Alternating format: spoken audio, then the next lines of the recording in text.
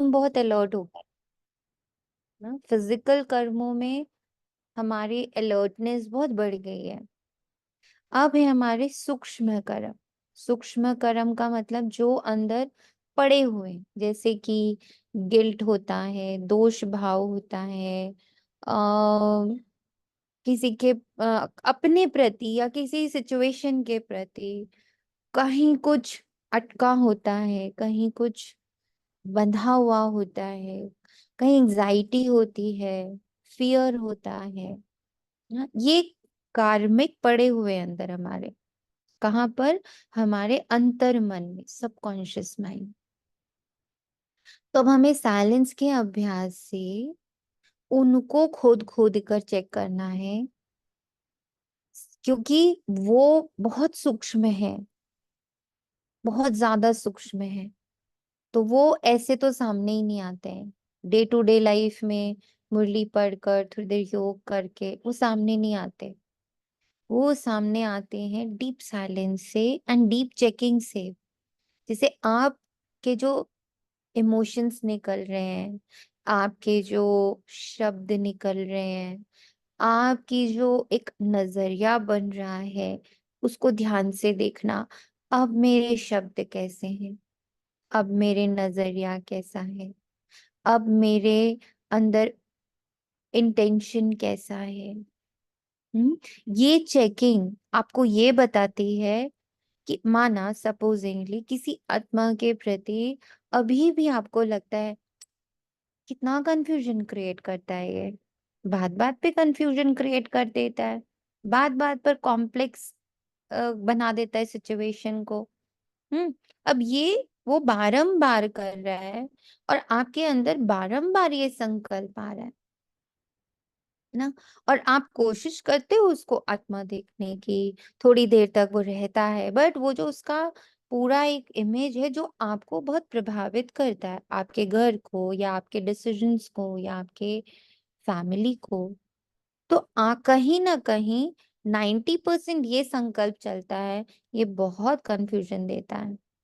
10% ज्ञान अनुसार अरे ये आत्मा है, ये भी अपना पार्ट प्ले कर रहा है, एक्यूरेट पार्ट कर प्ले कर रहा है। पर 10 और 90 के प्रपोर्शन में मेरा अंतर्मन कैसा बन रहा है? हम्म अंतर्मन कैसा है? ओम शांति। पर ऐसे में अभी हम डिस्टर्ब हो जाते हैं। हम्म यही तो है सूक्ष्म मैं तो हो चेकिंग। जाती हूँ, हाँ। यस, यही है सूक्ष्म चेकिंग। ये इसीलिए। कर्मा है ना, हम्म। ये हमारा हम्म। पूरा 2500 वर्ष का कर्मा है। वो हाँ जी, पीछे हाँ से हमें पुश करता है, बताता है बार बार आके कि ये बहुत डिस्टर्बिंग एलिमेंट है, ये सिर्फ डिस्टर्ब करता है। वो 90% मुझे आके ये बात बताता है। 10% ज्ञान अनुसार मैं ये कर लेती हूँ, है ना। 10% ज्ञान अनुसार मैं ये कर लेती हूँ कि मैं इग्नोर दे देती हूँ, बट 90% वो मुझे इफेक्ट करता है। तो इसके लिए बैठना पड़ता है अपने साथ। हम्म उस आत्मा के पूरे पर्सनालिटी के साथ कहाँ क्लैश है, कहाँ अंडरस्टैंडिंग की कमी आ रही है, कहाँ मैं स्वयं को और उसके कर्मा को अंडरस्टैंड नहीं कर रही। योग में अंडरस्टैंडिंग की बहुत जरूरत पड़ती है, उन सारे ज्ञान के पॉइंट्स की जरूरत पड़ती है जिससे मैं अपनी और उस आत्मा की हीलिंग करूं। हम दोनों अनहील्ड हैं, इसीलिए एक दूसरे को प्रभावित कर रहे हैं, इसीलिए कहीं ना कहीं पेन क्रिएट हो रहा है।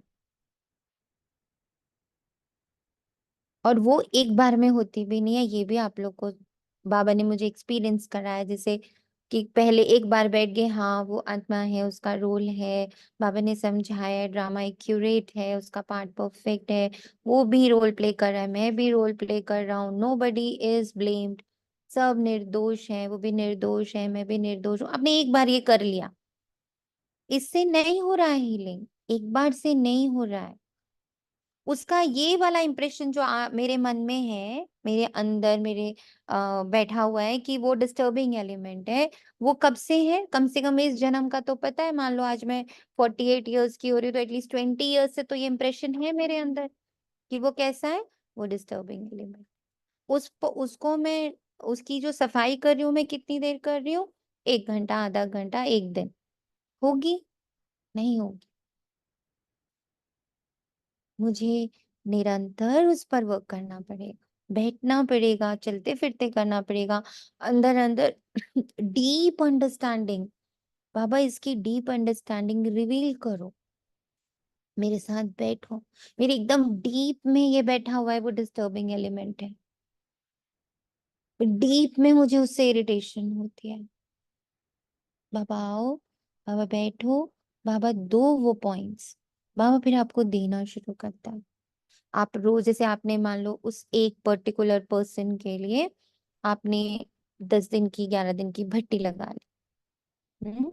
अब आपने रोज बाबा के साथ बैठ के उसकी काउंसलिंग कराई और रोज चेक किया कितना कम हुआ फ्रिक्वेंसी, कितना वो अंदर में उस चीज की हीलिंग हो गई, कितना मैं नॉर्मल हो रही हूँ उस आत्मा के प्रति।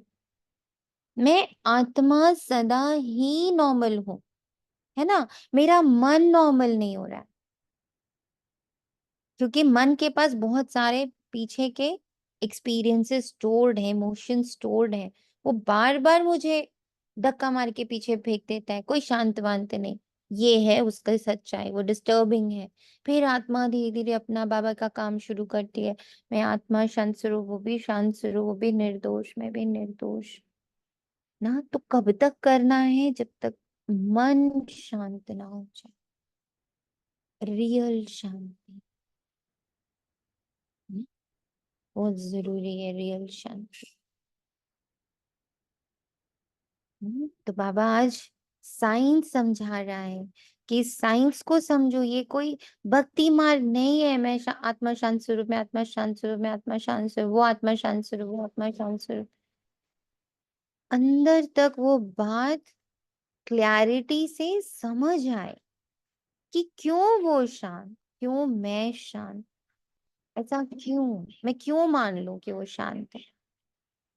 बैठना है उसके, अपनी भट्टी लगाने,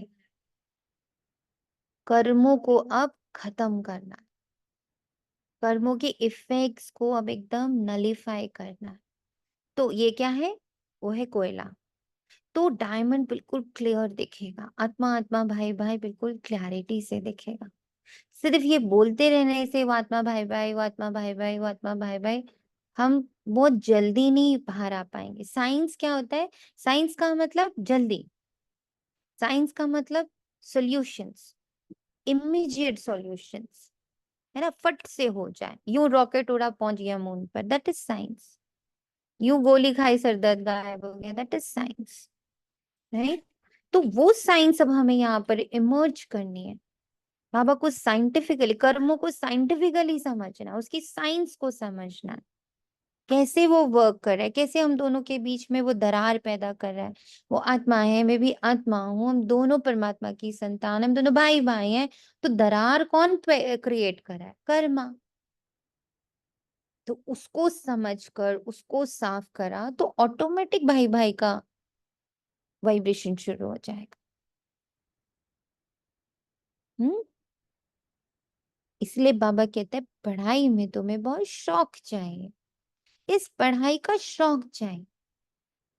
बहुत कम बच्चों में ये शौक होता है, ज्यादातर बच्चे मुरली कर ली, योग कर लिया, बाबा अच्छी अच्छी बातें कर ली, बस। अब थोड़ा डिसेक्शन करना, एक एक कर्म के कोर तक जाना है और उसको डिसॉल्व कर देना। अब हम दोनों के बीच में कोई कर्मा नहीं, तभी तो कर्मातीत में पहुंचेंगे ना। तो दोनों तरफ से वर्क करना है, नीचे से डायमंड को धक्का मारना है, मैं आत्मा शांत स्वरूप, मैं आत्मा शांत स्वरूप। दूसरा, जो कर्मों का इतना बड़ा कोयले का खान है, उसको अंडरस्टैंडिंग से, उसकी खुदाई कैसे करेंगे, अंडरस्टैंडिंग से, ज्ञान से उसकी खुदाई होती है। ज्ञान से वो हटता है, वो कर्म हट जाता है। ओ, ये कारण था, अच्छा। हट गया, एक पत्थर हट गया। ओ ये कारण था, इसलिए ऐसा ऐसा हो रहा था। ओके, हटा दिया, ज्ञान के पॉइंट्स यूज कर करके। तो खुदाई जो हो रही है वो हो रही है ज्ञान से। योग से क्या हो रहा है? आत्मा डायमंड चमकदार हो रही है, वो अपनी पावर से प्रेशर भी नीचे से फेंक रही है कि मैं बाहर आ रही हूँ। डायमंड भी अपनी तरफ से बाहर आने की कोशिश कर रहा है, और ज्ञान से कोयला हट रहा है। हम्म। धारणा क्या है? Deep understanding. और सेवा क्या है? जैसे ही वो हमने हटा दिया, वो सेवा है, सबसे बड़ी सेवा है जब मैंने बीच से कर्म हटा दिया, बीच से आइडेंटिटी हटा दी, बीच से रिश्ता हटा दिया, बीच से ग्रजेस हटा दिए, बीच से मोह हटा दिया, बीच से लोभ हटा दिया। ये है हमारा सेवा। Very very beautiful science. पर फिर बाबा वही कहता है, पुरुषार्थ अनुसार, समझ अनुसार, बुद्धि अनुसार ही बच्चे करते हैं। क्लियर है सबको? हम्म। समझ आ रहा है? जी जी। आगे बढ़े।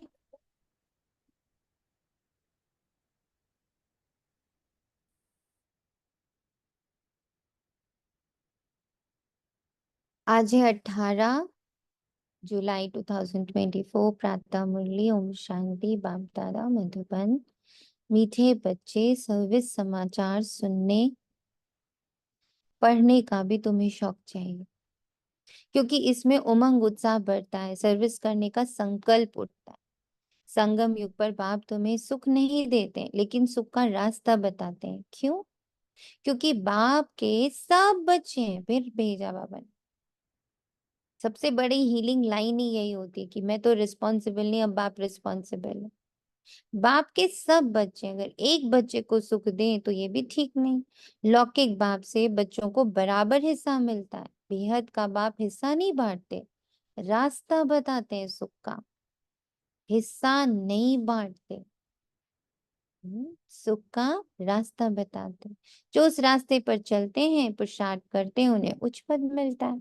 बच्चों को पुरुषार्थ करना है, सारा मदार पुरुषार्थ पर है। हाउ मच आई स्टडी, मैं कितना स्टडी करता हूँ, मैं कितना ऐसे राइटिंग करता हूँ। बाबा के महावाक्यों पर कोई एक पॉइंट उठाकर कितनी ऐसे राइटिंग कर रहा हूं मैं। ओम शांति। बच्चे जानते हैं बाप मुरली बजाते हैं, मुरली सबके पास जाती है, और जो मुरली पढ़कर सर्विस करते हैं उन्हों का समाचार मैगजीन में आता है। अब जो बच्चे मैगजीन पढ़ते हैं, उन्हें सेंटर्स के सर्विस समाचार का मालूम पड़ेगा, फलानी फलानी जगह ऐसी ऐसी सर्विस हो रही है। जो पढ़ेंगे ही नहीं, उनको कुछ भी समाचार का मालूम नहीं पड़ेगा, और पुरुषार्थ भी नहीं करेंगे। सर्विस का समाचार सुनकर दिल में आता है, मैं भी ऐसी सर्विस करूं। मैगजीन से मालूम पड़ता है, हमारे भाई बहन कितनी सर्विस करते हैं। ये तो बच्चे समझते हैं, जितनी सर्विस उतना उच्च पद मिलेगा, इसलिए मैगजीन भी उत्साह दिलाती है सर्विस के लिए। ये कोई फालतू बात नहीं बनती है। फालतू वह समझते हैं जो खुद पढ़ते नहीं। कोई कहते हैं हम अक्षर नहीं जानते। अरे, रामायण महाभारत भागवत गीता आदि सुनने के लिए जाते हैं, ये भी सुननी चाहिए, नहीं तो सर्विस का उमंग उत्साह नहीं बढ़ेगा। फलानी जगह ये सर्विस हुई, शौक हो तो किसको कहें वे पढ़कर सुनाए। बहुत सेंटर्स पर ऐसे भी होगा जो मैगजीन ही नहीं पढ़ते होंगे। बहुत है जिनके पास तो सर्विस का नाम निशान भी नहीं रहता, पता ही नहीं है कि बीके में, यज्ञ में क्या हो रहा है। तो कितना बाबा उसकी वैल्यू बता रहा है कि ऑल राउंड बाबा का पार्ट कैसा चल रहा है, उसका भी तुम्हें नॉलेज होना चाहिए। सिर्फ इतना नहीं कि बाबा आया हुआ है सबको पतित से पावन बनाए, कैसे बना रहा है, कहाँ पर वो कैसे सर्विस कर रहा है। जब हम औरों की सर्विसेज देखते हैं तो हमें आइडिया भी लगता है कि अच्छा ऐसे भी तो सर्विस हो सकती है, ऐसी भी तो सर्विस हो सकती है, तो पद भी ऐसा पाएंगे। ये तो समझते हैं, राजधानी स्थापन हो रही है, उसमें जो जितनी मेहनत करते हैं उतना पद पाते हैं। पढ़ाई में अटेंशन नहीं देंगे तो फेल हो जाएंगे। सारा मदार है इस समय की पढ़ाई पर। जैसे पढ़ने वाले बच्चे भी कितना अटेंशन रखते हैं ना, किस कोचिंग में कौन पढ़ा रहा है, कौन सा टीचर क्या पढ़ा रहा है, किस टॉपिक को कौन सा टीचर बहुत अच्छे से पढ़ा रहा है। तो बच्चे ये सारी खबर रखते हैं, जो तैयारियां कर रहे होते हैं आईआईटी, नीट, ये सब की, कि किस शहर में कौन सा प्रोफेसर, कौन सी टीचर, कौन सा सब्जेक्ट बहुत अच्छा पढ़ा रहे, कैसे पढ़ा रहे, उनका लॉजिक क्या है, उनके नोट्स क्या है। ऐसे ही यज्ञ में कहाँ क्या हो रहा है, पूरे वर्ल्ड में बाबा कैसे कार्य कर रहा है। हम्म। कहीं पे ऑनलाइन सर्विसेज हैं, कहीं पर अब जैसे बाबा ने इतने विंग्स बनाए हैं, डॉक्टर्स का अलग, टीचर्स का अलग, आईटी वालों का अलग, जुडिशरी अलग, कितना अलग अलग। तो कैसी बाबा सेवा कर रहा है। जितना पढ़ेंगे और पढ़ाएंगे उतना ही अपना फायदा होएगा। बहुत बच्चे हैं जिनकी मैगजीन पढ़ने का ख्याल भी नहीं आता, वो पाई पैसे का पद पा लेंगे, वहां ये ख्यालात नहीं रहते कि इसने ये पुरुषार्थ किया है तब ये पद मिला है। नहीं, कर्म विकर्म की बातें सब यहाँ बुद्धि में है। कल के संगम युग पर ही बाप समझाते हैं, जो नहीं समझते हैं वे तो जैसे पत्थर बुद्धि। तुम भी समझते हो हम तुच्छ बुद्धि थे, फिर उसमें भी परसेंटेज होती है। बाबा बच्चों को समझाते रहते हैं, अभी कलयुग है, इनमें अपार दुख होते हैं। यह दुख है, जो सेंसिबल होंगे वे झट समझ जाएंगे, ये तो ठीक बोलते हैं। लिखवाए ना बाबा ने 101 दुख के पॉइंट्स लिखवाए। जो सेंसिबल होंगे वो 101 दुख लिखेंगे, और उसको कैसे कन्वर्ट करना है सुख में वो भी लिखेंगे। उनको बाबा ने कैसे कन्वर्ट किया सुख में वो भी लिखेंगे। तब जितना हम लिखेंगे, जितना हम ऐसे राइटिंग करेंगे, हम उतने तीखे होंगे, हम उतने बारीक होंगे, हम उतने महीन होंगे। तुम भी जानते हो कल हम कितने दुखी थे, अपार दुखों के बीच थे, अभी फिर अपार सुखों के बीच में जा रहे हैं। ये है ही रावण राज्य कलयुग, ये भी तुम जानते हो। जो जानते हैं लेकिन औरों को नहीं समझाते हैं, तो बाबा कहेगा कुछ नहीं जानते। जानते हैं तब कहें जब सर्विस करें, समाचार मैगजीन में आए। दिन प्रतिदिन बाबा बहुत सहज पॉइंट्स भी सुनाते रहते हैं। वो लोग तो समझते कलयुग अर्जुन बच्चा है, जब संगम समझे तब भेंट कर सके। सतयुग और कलयुग में, कलयुग में अपार दुख है, सतयुग में अपार सुख है। बोलो अपार सुख हम बच्चों को बाप दे रहे हैं, जो हम वर्णन कर रहे हैं। अब वर्णन कौन कर पाएगा? जिसके पास एक्सपीरियंस होगा। और कोई ऐसा समझा ना सके, तुम नई बातें सुनते हो, और कोई तो ये पूछ ना सके तुम स्वर्गवासी हो या नरकवासी हो। तुम बच्चों में भी नंबरवार हैं, इतनी पॉइंट्स याद नहीं रख कर सकते। समझाने समय देह अभिमान आ जाता है। समझाने समय देह अभिमान आ जाता है। आत्मा ही सुनती व धारण करती है, परंतु अच्छे अच्छे महारथी ये बात भूल जाते हैं, देह अभिमान में आकर बोलने लग पड़ते हैं। ऐसे सबका होता है। बाप तो कहते हैं सब पुरुषार्थी हैं। ऐसे नहीं कि आत्मा समझ बात करते, नहीं, बाप ही है जो आत्मा समझ ज्ञान देते हैं। बाकी जो भाई भाई है वे पुरुषार्थ कर रहे हैं। ऐसी अवस्था में ठहरने का, ऐसी अवस्था में ठहरने का। तो बच्चों को भी समझाना है कलयुग में अपार दुख है, सतयुग में अपार सुख है। अभी संगम युग चल रहा है। बाप रास्ता बताते हैं, ऐसे ही नहीं बाप सुख देते हैं, सुख का रास्ता बताते हैं। रावण भी दुख देते नहीं है, दुख का उल्टा रास्ता बताते हैं। बाप ना दुख देते हैं ना सुख देते हैं, सुख का रास्ता बताते। कितनी बार आज बाबा ये बात क्लियर कर रहा है, मैं देता नहीं हूँ सुख, मैं सुख का रास्ता बताता हूँ। मैं देता नहीं हूं दुख, दुख के कारण बताता हूँ। फिर भी जो जितना पुरुषार्थ करेंगे उतना सुख मिलेगा। सुख देते नहीं है, बाप की श्रीमत पर चलने से सुख पाते हैं। बाप तो सिर्फ रास्ता बताते हैं। रावण से दुख का रास्ता मिलता है। अगर बाप देता हो तो फिर सबको एक जैसा वर्षा मिलना चाहिए। जैसे लौकिक भी वर्षा बांटते हैं, यहाँ तो जो जैसा पुरुषार्थ करे। बाबा रास्ता बहुत सहज बताते हैं, ऐसे ऐसे करेंगे तो इतना उच्च पद पाएंगे। बच्चों को पुरुषार्थ करना होता है, बच्चों को पुरुषार्थ करना होता है। हम सबसे जास्ती पद पाए, पढ़ना है। ऐसे नहीं है भल उच्च पद पाए मैं बैठा रहूं, नहीं, पुरुषार्थ फर्स्ट है। अनुसार पुरुषार्थ जरूर करना होता है। कोई तीव्र पुरुषार्थ करते हैं, कोई डर। सारा पुरुषार्थ पर ही मदार है। बारंबार पुरुषार्थ का अर्थ समझना। कोई बताएगा पुरुषार्थ का अर्थ? हम्म,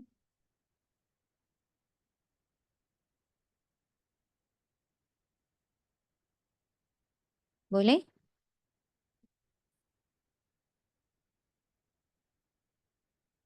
तनिषात्मा, आपकी आवाज नहीं आ रही।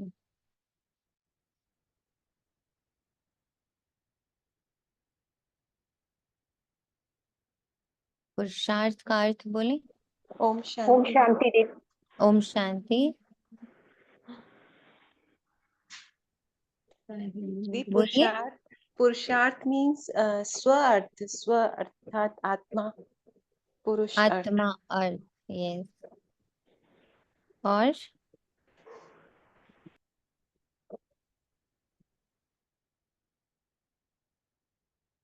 आत्मा अर्थ और आत्मा अर्थ यानी क्या?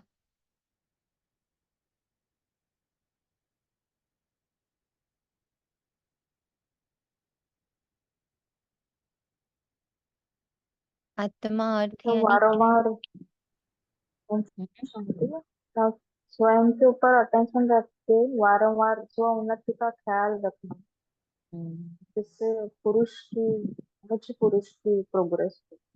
हम्म।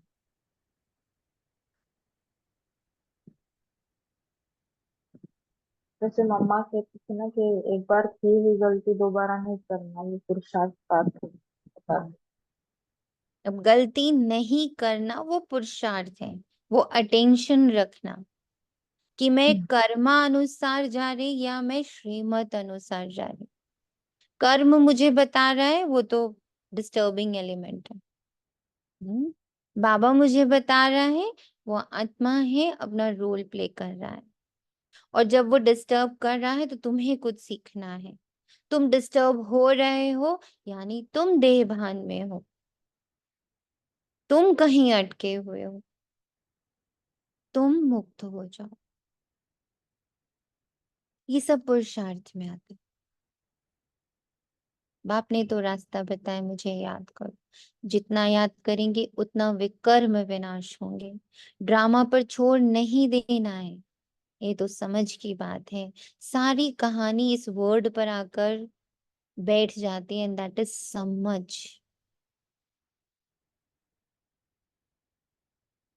बहुत इंपॉर्टेंट ये वर्ड है। और मुझे लगता है यही पुरुषार्थ का दामोदार भी है, यही भक्ति एंड ज्ञान को डिफरेंशिएट करने वाला भी है। ये बहुत बड़ा वर्ड, ये बहुत इंपॉर्टेंट वर्ड है, समझ। समझ कर्मा को की जो इंटेंसिटी है, इमोशंस है, फीलिंग्स है, सब को डाइल्यूट करता है। ये सबसे इंपॉर्टेंट पार्ट है, समझ। हमें ऐसा भी लग रहा है ना कि समझ होगी तभी पुरुषार्थ भी कर पाएंगे। यस, बिल्कुल। समझ होगी तभी आप योग कर पाओगे, योग समझ कर होगी पाएंगे, तभी आप हाँ। धारणाएं कर पाओगे, समझ होगी तभी आपसे सेवा हो पाएगी। ज्ञान तभी के हर एक पॉइंट का यथार्थ अर्थ। समझ के बिना कुछ नहीं है ना, कहते। यस। बिना समझ के जो करेंगे वो चीज टिकेगी ही नहीं, वो बहुत टेम्परेरी होगी, उसमें स्थिरता कभी नहीं होगी। वर्ल्ड की हिस्ट्री ज्योग्राफी रिपीट होती है, तो जरूर जो पार्ट बजाया है वही बजाना पड़े। सब धर्म से अपने समय पर, सब धर्म फिर से अपने समय पर आएंगे। समझो क्रिश्चियन अब 100 करोड़ हैं, फिर इतने ही पार्ट बजाने आएंगे। ना आत्मा विनाश होती, ना उनका पाठ कभी विनाश हो सकता। ये फिर से समझने की बात है। फिर से बाबा कहता, जो समझते हैं तो समझाएंगे भी जरूर। धन दिए धन ना खुटे। जितनी समझ को हम गहराई में ले जाएंगे वो हम उतने धनी होते जाएंगे। ज्ञान धन है। क्यों धन है? क्योंकि जैसे ही वो एक अंडरस्टैंडिंग लाता है, हम एक हिसाब से चुकते हो जाते हैं, हम तुरंत उससे रिलीज हो जाते हैं। जैसे ही हमें बाबा की कोई एक बात का एक्सपीरियंस हो जाता है, हम वो खजाना मेरे पास आ जाता है। वो माना आपने निर्दोष भाव पे बहुत वर्क किया, बहुत वर्क किया, बहुत वर्क किया। अब वो मेरा ऑटोमेटिक संस्कार बन गया कि मुझे तो गलती दिखती ही नहीं, मैं गलती के तो तरफ ध्यान ही नहीं दे पा रहा। इट मीन्स अब वो आपका धन बन चुका है। जब वो ऑटोमेटिकली होने लगा, मीन्स वो अब वो धन बन गया। अब उसको आपसे कोई छीन नहीं सकता है। आपके निर्दोष भाव को अब कोई नहीं छीन सकता, क्योंकि आपने उसको सिर्फ बोलने की वजह से नहीं धारण किया, आपने उसकी अंडरस्टैंडिंग डेवलप कर ली है। इसीलिए जो भी आज कल भी बाबा ने लिखा था कि जो भी कर रहे हो क्यों, कैसे। मैं हूँ शांत स्वरूप। कैसे हूं मैं शांत स्वरूप? तुमने कहा, मैंने माना, पर अब उसका पूरा ट्रेजर हंट करना, उसका पूरा मैप बनाना, मैं शांत स्वरूप कैसे हूं। तो क्या होगा? ये डीप अंडरस्टैंडिंग शांति धारण हो जाएगी। फिर बार बार कहना नहीं पड़ेगा, मैं शांत स्वरूप, मैं शांत स्वरूप, मैं शांत स्वरूप। धारणा होती रहेगी। औरों को भी साहूकार बनाते रहेंगे, लेकिन तकदीर में नहीं है तो फिर अपने को भी बेवश समझते हैं। टीचर कहेंगे तुम बोल नहीं सकते तो तुम्हारी तकदीर में पाई पैसे का पद है।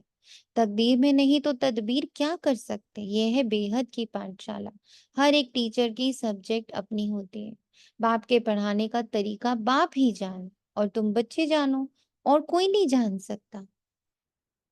और हर एक बच्चे को पढ़ाने का तरीका बाबा का बिल्कुल डिफरेंट है, एक ना मिले दूसरे से।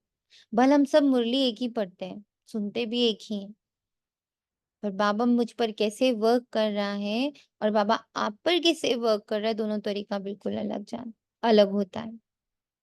इसलिए बाबा कहता है हर एक बच्चा एक ना मिले दूसरे से, और मैं हर एक पर अपने तरीके से कार्य कर रहा हूँ। पावन तो मुझे सभी को बना के लेके जाना है। ये सिर्फ आप जानते हो कि बाबा आपके साथ कैसे वर्क कर रहा है, दूसरा नहीं जान सकता। तुम बच्चे कितनी कोशिश करते हो तो भी जब कोई समझे, बुद्धि में बैठता ही नहीं। जितना नजदीक होते जाएंगे दिखने में आता है, होशियार होते जाएंगे। अब म्यूजियम, रूहानी कॉलेज आदि भी खोलते हैं। तुम्हारा तो नाम ही न्यारा है, रूहानी यूनिवर्सिटी। गवर्नमेंट भी देखेगी, बोलो तुम्हारी है जिस्मानी यूनिवर्सिटी, ये है रूहानी। रूह पड़ती है सारे 84 के चक्र में एक ही बार। रूहानी बाप आकर रूहानी बच्चों को पढ़ाते हैं। ड्रामा, फिल्म तुम देखेंगे, फिर 3 घंटे बाद हूँ बहू रिपीट होगा। यह भी 5000 वर्ष का चक्र हूँ बहू रिपीट होता है। ये तुम बच्चे जानते हो, वे तो सिर्फ भक्ति में शास्त्रों को ही राइट समझते। तुमको तो कोई शास्त्र नहीं है। बाप बैठ समझाते हैं। बाप कोई शास्त्र पढ़ा रहे क्या? वे तो गीता पढ़कर सुनाएंगे। पढ़ा हुआ तो माँ के पेट से नहीं निकलेगा ना। बेहद के बाप का पाठ है पढ़ाने का। अपना परिचय देते हैं, दुनिया को तो पता ही नहीं, कहते भी हैं बाप ज्ञान का सागर है, उसको थोड़ी कहीं से पढ़ना है, वो थोड़ी कहीं से पढ़ा हुआ पढ़ा देगा। कितनी बार बच्चे बोलते हैं ना, वो संस्था में भी सेम पढ़ा रहे हैं, वो गुरुजी भी सेम पढ़ा रहे हैं। नहीं हो सकता। बाप ज्ञान का सागर है, वो बिल्कुल न्यू टेक्नोलॉजी लेकर आया है। किसी शास्त्र से, किसी उपनिषद से, किसी संस्था से, किसी गुरु से, किसी वेद से, किसी पुराण से, किसी से वो मेल खा ही नहीं सकता। अगर आपको दिख रहा है कि वो मेल खा रहा है, तो अभी आप सही से पढ़ाई नहीं कर रहे हो। अभी भी सेम सेम लग रहा है तो पढ़ाई सही नहीं हो रही है। श्री कृष्ण के लिए नहीं कहते ज्ञान का सागर है। ये लक्ष्मी नारायण ज्ञान सागर है क्या? नहीं। यही वंडर है। हम ब्राह्मण ही ये ज्ञान सुनाते हैं श्रीमत पर। तुम समझते हो, इस हिसाब से हम ब्राह्मण ही प्रजापिता ब्रह्मा की संतान ठहरे, अनेक बार बने थे, फिर होंगे। मनुष्य की समझ में जब आएगा तब मानेंगे। तुम जानते हो, कल्प कल्प हम प्रजापिता ब्रह्मा की संतान एडॉप्टेड बच्चे हैं। जो समझते हैं वो निश्चय बुद्धि भी होते जाते हैं। ब्राह्मण बनने बगैर देवता कैसे बनेंगे? हर एक की बुद्धि पर है। स्कूल में ऐसा होता है, कोई तो स्कॉलरशिप लेते, कोई फेल हो पड़ते, फिर नए सिर पढ़ना पड़े। बाप कहते हैं विकार में गिरे तो की हुई कमाई भी छट हो जाती है, फिर बुद्धि में बैठेगा ही नहीं, अंदर खाता रहेगा। तुम समझते हो, इस जन्म में जो पाप किए हैं उनका तो सबको पता है, बाकी आगे जन्मों में क्या किया है वे किसी को याद नहीं। पाप किए जरूर है, जो पुण्य आत्मा थे वही फिर पाप आत्मा बनते हैं। हिसाब किताब बाप बैठ समझाते हैं, बहुत बच्चे हैं भूल जाते हैं, पढ़ते नहीं है। अगर पढ़े तो जरूर पढ़ाएं भी। कोई डल बुद्धि होशियार बुद्धि बन जाते हैं, कितनी बड़ी पढ़ाई है। इस बाप की पढ़ाई से ही सूर्यवंशी चंद्रवंशी घराना बनने का है। वे इस जन्म में ही पढ़कर और मर्तबा पा लेते हैं। तुम तो जानते हो, इस पढ़ाई का पद फिर नई दुनिया में मिलना है। इस पढ़ाई का पद फिर नई दुनिया में मिलना है। याद आया बाबा का मनुष्य और देवता वाला पार्ट? हम्म। इस पढ़ाई का पद नई दुनिया में मिलना, और वो कोई दूर भी नहीं है। जैसे कपड़ा बदला जाता है, ऐसे ही पुरानी दुनिया छोड़ जाना है नई दुनिया में, विनाश भी होगा जरूर। अब तो नई दुनिया के बन रहे हो, फिर ये पुराना चोला छोड़ जाना है। नंबर वार राजधानी स्थापन हो रही है। जो अच्छी रीति पढ़ेंगे वही पहले स्वर्ग में आएंगे, बाकी पीछे आएंगे। स्वर्ग में थोड़ी आ सकेंगे। स्वर्ग में जो दास दासियां होंगी वे भी दिल पर चढ़े हुए होंगे, ऐसे ही नहीं कि सब आ जाएंगे। अब रूहानी कॉलेज आदि खोलते रहते हैं, सब आकर पुरुषार्थ करेंगे। जो पढ़ाई में ऊंचे तीखे जाएंगे वे उच्च पद पाएंगे, डल बुद्धि कम पद पाएंगे। हो सकता है आगे चल डल बुद्धि भी अच्छा पुरुषार्थ करने लग पड़े, कोई समझदार बुद्धि नीचे भी चली जाती है। देखो बाबा को फ्लक्चुएशन कितना पता है। इसीलिए बाबा कहता अभी आप कोकून के अंदर हो, मत सोचो कौन क्या बन रहा है, मत देखो दूसरे को। स्व पुरुषार्थ पर फुल फोकस। समाचार इतना सुंदर बाबा ने, समाचार सब तरफ से लो। सेवाएं किस किस रूप में आगे बढ़ रही है, मैं और कैसे मनसा सेवा कर सकता हूँ। जैसे अगर आपको पता हो कि हाँ आज जुडिशरी विंग जो है वो पहुंची हुई है मधुबन में ना, बाबा उनको एकदम नए नए बच्चे आ रहे हैं, कर सकते हैं ना पुरुषार्थ फिर बैठ के कि हाँ हम यहाँ से बैठे एक एक वहां पर पहुंची हुई आत्मा को हम सकाश दे रहे हैं कि बाबा का ज्ञान उसे प्राप्त हो। अब समाचार ही नहीं पता तो करेंगे कैसे? पुरुषार्थ से समझा जाता है। ये सारा ड्रामा चल रहा है। आत्मा शरीर धारण कर यहाँ पार्ट बजाती, नया चोला धारण कर नया पार्ट बजाती, कब क्या बनती है। संस्कार आत्मा में होते ही हैं, ज्ञान बाहर में जरा भी किसी के पास नहीं। बाप जब आकर पढ़ाए तब ही ज्ञान मिले, टीचर ही नहीं तो ज्ञान कहाँ से आए? वे है भक्त। भक्ति में अपार दुख है। मीरा को भी भल साक्षात्कार हुआ, परंतु सुख थोड़ी ही था। क्या बीमार नहीं पड़ी होगी? वहां तो कोई प्रकार के दुख की बात होती ही नहीं। यहाँ अपार दुख है, वहां अपार सुख है। यहाँ सब दुखी होते हैं, राजाओं को भी दुख है। नाम ही है दुख धाम, वह है सुख धाम। संपूर्ण दुख और संपूर्ण सुख का यह संगम युग है। कितनी इंपॉर्टेंट लाइन है। अब इसको एक्सपीरियंस कैसे करोगे? इसको बैठ के सोचो, इसका मंथन करो।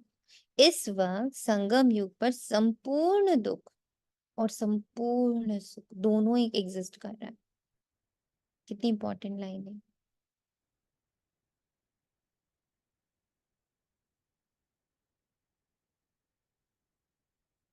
कलयुग में संपूर्ण सुख, असंपूर्ण दुख, और सतयुग में संपूर्ण सुख। दुख की जो वैरायटी है सब वृद्धि को पाती रहती। आगे चल कितना दुख होता रहेगा, अथाह दुख के पहाड़ गिरेंगे। वह लोग तो तुम्हें बोलने का टाइम बहुत थोड़ा देते हैं, 2 मिनट देवे तो भी समझाओ। सतयुग में अपार सुख थे जो बाप देते हैं, रावण से अपार दुख मिलते हैं। अब बाप कहते हैं काम पर जीत पहनो तो जगत जीत बनेंगे। इस ज्ञान का विनाश नहीं होता। क्या होता है फिर? इस ज्ञान का विनाश नहीं होता तो क्या होता? ट्रांसफॉर्मेशन। ट्रांसफॉर्मेशन, भी स्वरूप में आ जाता है ना। स्वरूप में आ जाता है, विनाश नहीं होता है। वो स्वरूप धारण कर लेता है, दिखता नहीं, गुप्त हो जाता है। फिर जैसे ही वो स्वरूप छोड़ने लगता है, फिर ज्ञान बाहर आना शुरू करता है। थोड़ा भी सुना तो स्वर्ग में आएंगे। प्रजा तो बहुत बनती है, कहाँ राजा कहाँ रंग, हर एक की बुद्धि में अपनी अपनी है। जैसे जो समझ कर औरों को समझाते वही अच्छा पद पाते। ये स्कूल भी मोस्ट अनकॉमन है, भगवान आकर पढ़ाते हैं। श्री कृष्ण तो फिर भी दैवी गुणों वाला देवता है। आप कहते हैं मैं दैवी गुणों और आसुरी गुणों से न्यारा हूँ। मैं दैवी गुणों आसुरी गुणों दोनों से न्यारा हूँ। ये बहुत अलग पॉइंट है। मैं दैवी गुणों और आसुरी गुणों से बिल्कुल न्यारा हूँ। मैं तुम्हारा बाप आता हूँ पढ़ाने। रूहानी नॉलेज सुप्रीम रूह ही देती है। गीता का ज्ञान कोई देहधारी मनुष्य व देवता ने नहीं दिया। विष्णु देवताय नमः कहते तो कृष्ण कौन? देवता कृष्ण ही विष्णु है, ये कोई नहीं जानते।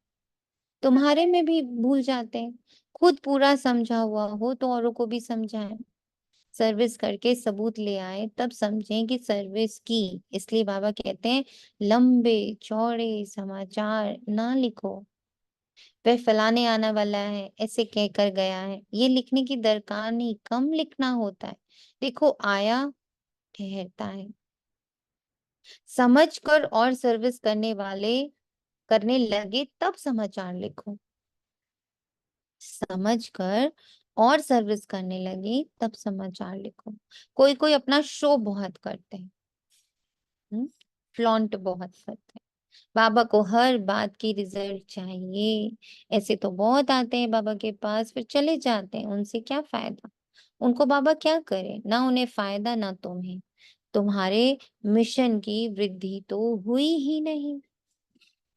कितना बारीक चला है आज बाबा की वर्ड।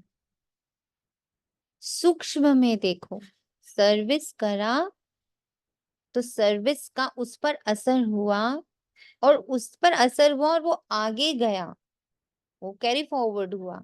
इसका ध्यान रखो। अच्छा, मीठे मीठे सिके लदे बच्चों प्रति माता पिता बाप दादा का याद प्यार और गुड मॉर्निंग। रूहानी बाप की रूहानी बच्चों को नमस्ते। हम रूहानी बच्चों की हम रूहानी बच्चों रूहानी की बाप रूहानी दादा माता को पिता बाप याद दादा को याद प्यार प्यार गुड नमस्ते मॉर्निंग, नमस्ते। नमस्ते नमस्ते नमस्ते। शुक्रिया बाबा, शुक्रिया बाबा, शुक्रिया। शुक्रिया मीठे बाबा।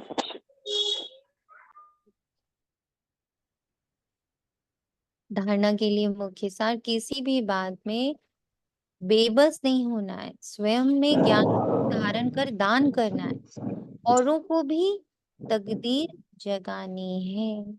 किसी से भी बात करते समय स्वयं को आत्मा समझ आत्मा से बात करनी। जरा भी दे अभिमान ना।